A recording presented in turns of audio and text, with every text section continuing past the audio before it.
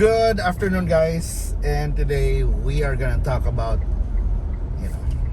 Angeles, Pampanga. I was just in Angeles and I stayed there for like 2 nights, 3 days, 2 nights. So sort of like a familiarization tour, but also to try out, the different culinary offerings of Angeles. And the reason why I'm making this episode about Angeles, because Angeles City is vying for, as the world, an emerging, food city, diba? Sa World Culinary Awards. So mauna, and I want to encourage you to vote for Angeles to help them, gain this recognition from the World Culinary Awards as an emerging food destination, diba? So mauna, kuan ba na we gonna talk about unsay nasa Angeles, what I have learned, unsa pay, what's the potential and how can we help ani. So basically they are competing sa Asia's emerging food destination. So ilang kontra na, I think one of their main rivals would be Kyoto. Sometimes kita mga Pilipino mas maboto na nung tag-abroad ba na I want, kailangan iboto na tong atua, diba? Because I want na mabutang sa kahit papana sa World Culinary Map ba na some of our best destinations, like, let's say even Cebu are in a way not as well known pa abroad, diba? Mao na ang kuana na natakan pa mo kaila sa tong lugar. I mean, we always say na the Philippines is nice, but most of the people will say mga Pilipino rin ang market ana, and that's our job also to really promote our place, our homeland, diba?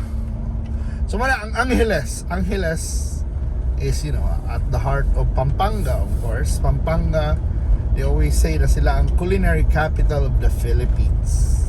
So why is it na murabag makaingon sila ana? Siyempre because based on history dito ginagsugod na daghan kay mga Espanyol ni landing dito ni Muyo, and mga settlers ba yun, a lot of the settlers or the Espanyol, mga cook nila, di ba, mga Filipino, mga Kapampangan mo na ilang kuhaon, daghan man nindot mag settlement dito sa Pampanga. Ang mga Kapampangan were taught about the recipes sa mga Espanyol, and then daghan diha kuan gid, grabe gid kayo ang rich in a way ang Spanish influence, diba, dito sa ila, of course all over the Philippines, pero dito mo nakanindot sa Pampanga. They had abundance of ingredients, diba, kay Central Plains of Luzon na guna, I think daghan gid naghumayan dito, katubhan nagili mga hacienda dito ba. Okay, it's really a patag, it's a plain, grabing plains looking over Mount Arayat, grabe ang plains yun. Patag kay siya, good for growing rice, growing food, and I think nanadala na nila, and I think they have recipes like kadang well-loved recipes like mga bringhe, mga tibok-tibok, karaan pang mga Espanyol ba. Although of course nagyapon ng Tagalog na kuan kanibang mga they love sour, like kanay ilang unsa na kanay ilang murag version sa sinigang ba na guava ang gigamit, diba? So, but also karon Pampanga is really known also kanang kung nay pagkaon na ang Angeles especially, it was the place where Clark, one of the biggest bases, air bases sa mga Amerikano, there's Clark, and all the sa Subic. Na Angeles was really known like a red light district because diba dito ang mga Amerikano nagpuyo, daghan kay mga half Kapampangan na kuan, and I think in the 1970s na-invent ka ng one of the most iconic dishes sa Philippines, which we call sisig. So originally sisig is like just a way of cooking, masisigan mo, pasabot ba paaslumon, diba? So sometimes they use may sisig na mangga, anything sa to make sour. The world is sa sisig ba sisig is to make sour. Sisigan. Sisig. It's like sigang. Di ba? Sig. Mana? Sinigang. The root word is sig, which is sour. Make it sour. So sisigan mo is to make something sour. But in the 1970s, mga to katong Amerikano na yung mga base there, they usually just discard mga heads. They don't eat that. and maunang kuana na mga tripping mga Pilipino, we always find ways to make food out of we don't waste. So nose to tail concept has always been like, it's not foreign sa mga Pinoy. It's always been like that. I mean, growing up, I know we eat weird parts. Kagubal mo kuha, ikog. Di ba? Kare-kare is ikog. Di ba? That's tail. Nose to tail. So nose. So himuging sisig ang snout sa uban. Or whatever. Kada bang himuod niya po ng sabuan ba? Lechon is like nose to tail. We even eat everything in between, under and over. Dahil pala ko ito bago. Ma! Padong na kong papa, ma. Tepa ka na, asa ka na Petron? Na nasa padung Robinsons na dapit, ma. Galeria. Alam din ako'y meeting ka ng, ako nalang mo kuha na after sa akong meeting day kay wala sakyan. So ibalik ko lang tiga. Ibalik na lang siya. Asa man tiga, asa man ma? Arin lang sa DX. Kaya Okay. naaman ang... Sige, babalik na ko diha, ma. Sige, balik. Okay. So mauna. Biyahe pa ta balik. Sorry guys, so pabalik na. Diba? Manawag sa kong mga tao big eh. Tinanglan.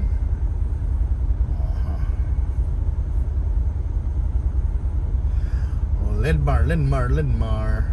So maunang sorry hana, putol na tong conversation pero yeah.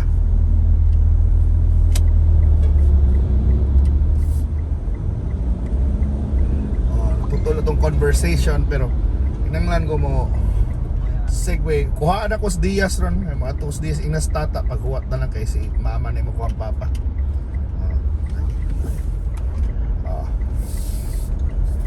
So mauna. Asal ta, we'll go back to sisig. So mauna, we don't waste fun. So si Aling Lusing, mauna na. Mauna si Aling Lusing nakadiskubre paagi ng saan na ka ng modern sisig ron. Ang using hair, the cheeks, the tenga. And she basically boils it para muhumok. And then afterwards, she, some say grill. Basically grill or broil. Basta kuha na siya, muna siya i-grill or broil. That's up to you. To make it, to make it a bit crispy. Di ba? Kada bang cook it. Then afterwards, you have to chop it. Mince it. Kada bang chop it into really small pieces. So crunchy na nagamay, di ba? Kaya i-broil na nimo or i-grill. So it's gonna be crunchy. With a smoky flavor o mao na inindot sa grilling kasi it gets its smoky smell, aroma. Di ba lami ng anything smoky. Then mao na tagtaron. Then you put a lot of onions, calamansi kanang season man na. So you need something to sour. I think it's calamansi. And they don't use eggs. Bayan ng sisig, no eggs, no mayo. Just chicken liver or pork brains. So interesting, no? It's like ang sisig there related. More about that's a cousin of Tuslumuwa, right? Because you can practically just, there's brains on it. So mana, and then afterwards you put it in a sizzling plate, put some margarine, and then make it sizzle. So sort of like you fry nimo siya, and serve. So sort of like that. Gamay gibutang na actually nimo na fry, yeah, because it's a hot sizzling plate, so make it sizzle. So there's a bit, in a way, it's frying. So sauteing, but in a sizzling plate. Dayon man na to serve. It's smoking hot, served. Mana lambi yun bay. Diba? So mana ilang kuan, mao gina ilang claim to fame. It's the sisig. And Angeles is not just about sisig, diba? Kay na lagi Kapampangan food includes a lot of things. They have this dish called bitute, which is basically rice field frogs. Diba? Stuffed mo. Normally karon stuffed naman siya pork. But before, it's really a frog stuffed with frog meat. Yeah, but it's a delicacy. It's, you know, sa una, it's about their innovativeness ba na we eat what our environment give us. And man na kadindot ana baki now mahal na nun kay baki, but before this sort of like almost free meat, so nobody sells frogs, diba? Then they have this what you call kamaru. It's like mole crickets from the rice fields as well, and they, you know, it's either saute it, you adobo it, so many ways to cook it. But you know, now it's expensive na kuno 1,000 na ang kilo na, but before you can harvest it in your rice fields. Pero mao na balingaw kay na murag deer. I think one reason daw na na-rediscover na nila na cuisine is during Mount Pinatubo disaster, di ba? Pampanga was covered, and then they have to find ways to find food, and that's how amazing yung mga Kapampangan sad. And we also have this buro, they, you know, fermented rice, lami kaya with mustasa, with karang mustard leaves, di ba? Lami. It's a parat, but lami. Something na, sometimes the buro has fish and shrimps.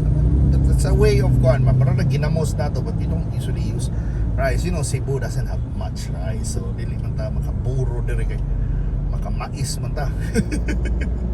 Pero mao na ba, that's making the most of the ingredients that's available. And also kaning mapako salad is like a fern na they make into a salad. So parang ang Kapampangan cuisine, something you have to discover, something you have to explore. And we went to this place called Toto Bits. Toto Bits is like hanging feet. So nag-feature mga street foods available, you know, modern street foods from fish balls na mga, but they have, you know, mga goto,